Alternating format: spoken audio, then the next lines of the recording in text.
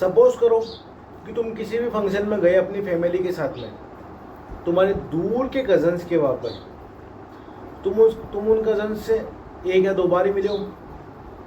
तो क्या तुम्हारे साथ भी ऐसा हुआ है कि तुम्हारे वो दूर वाले कजन्स अपने दोस्तों के साथ में 5 या 6 बंदों के साथ में ग्रुप बना के साइड में बातें कर रहे हैं और तुम वहाँ पर पहुँचे ही हो, तुम अपनी फैमिली के साथ गए हो, तुम्हारा रिएक्शन वहाँ पे क्या होने वाला है मैं तुम्हें बता दूँ। तुम या तो अपनी फैमिली के साथ घूमोगे या अकेले ही कहीं ना कहीं चक्कर लगाने लगोगे वहाँ के या कहीं साइड में जाके बैठ जाओगे और स्क्रॉलिंग करने लग जाओगे।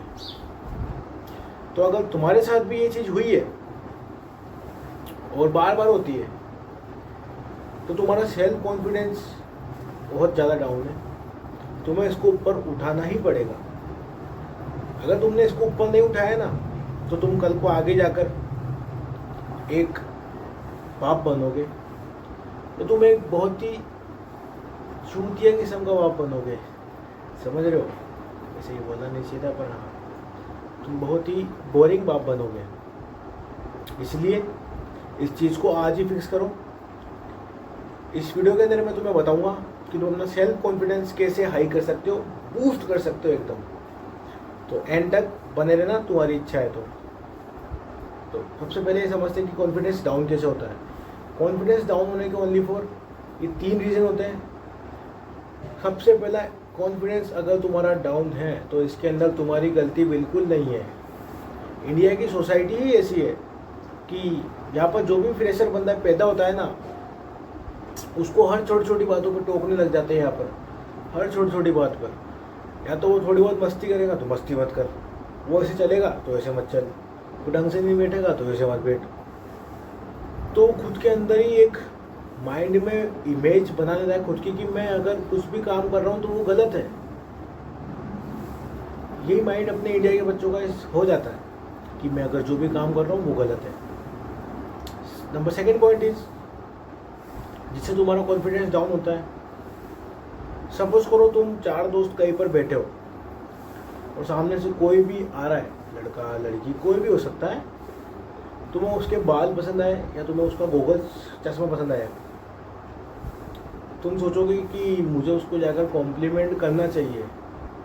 तो सबसे पहली बात तो तुम्हारे दोस्त तुम्हारे ऊपर हंसेंगे कि तू कौन कॉम्प्लीमेंट करेगा, हे भट्टू तू करेगा।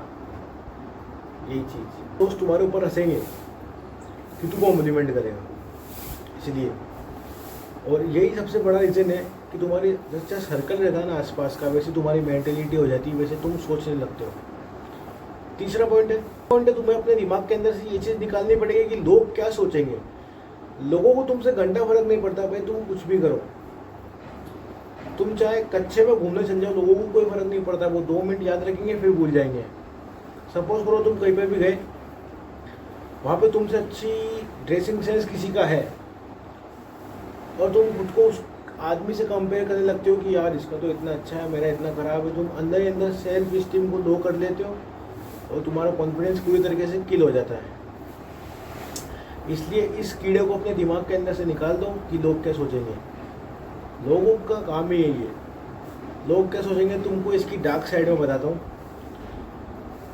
तुम किसी भी चीज़, तू मान लो कोई एक लड़का है, वो फंक्शन में जाता है बढ़िया कपड़े पहन के, वो सोचता है कि लोग उसे नोटिस करेंगे। तो तुम्हारा रिएक्शन क्या रहेगा, तुम 1 या 2 बार उसे नोटिस करोगे, बात खत्म।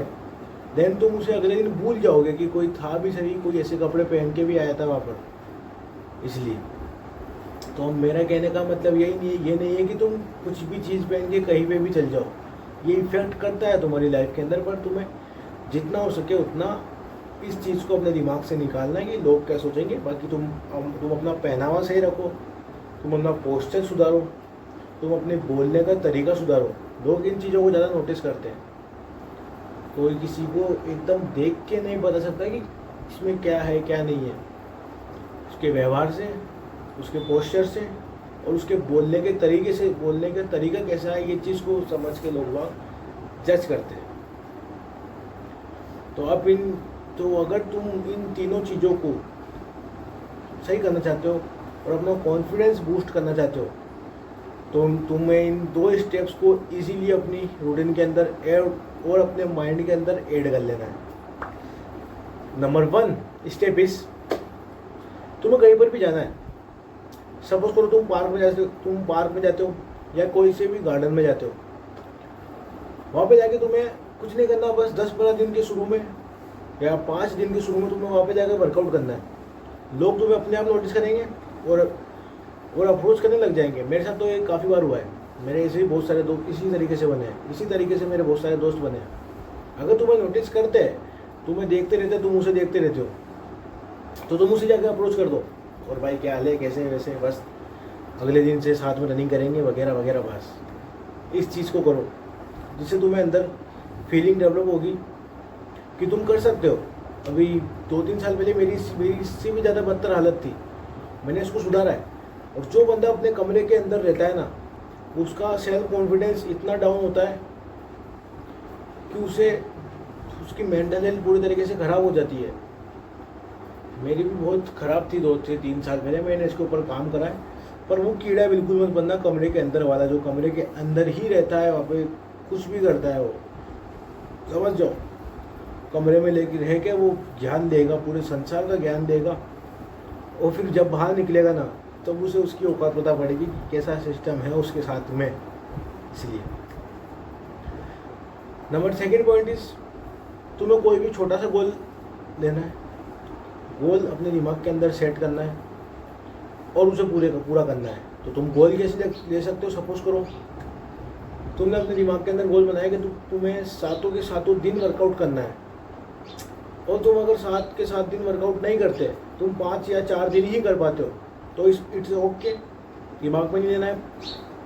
पर तुमने जो सोचा था कि तुम 7 के 7 दिन वर्कआउट करोगे, तो तुमने ओनली फॉर 4 या 5 दिन ही करा है, तो वो तुम्हारे कॉन्फिडेंस को इतनी बुरी तरीके से इम्पैक्ट में लाता है ना कि तुम सोचो ही मत, तुम जो काम करोगे वो सब कुछ ऐसे ही जाएगा।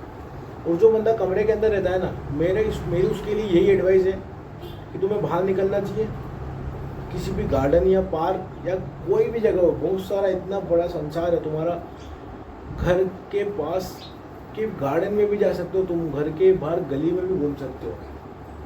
तो सबसे पहले इस चीज़ को कम करना पड़ेगा, उसके बाद तुम्हारा कॉन्फिडेंस तुम खुद चेक करना कि किस लेवल पे पहुंच चुका है। अगर तुम इन 2 चीज़ों को अपनी लाइफ के अंदर ऐड करोगे ना, तो तुम मुझे बाद में थैंक यू बोलने वाले हो।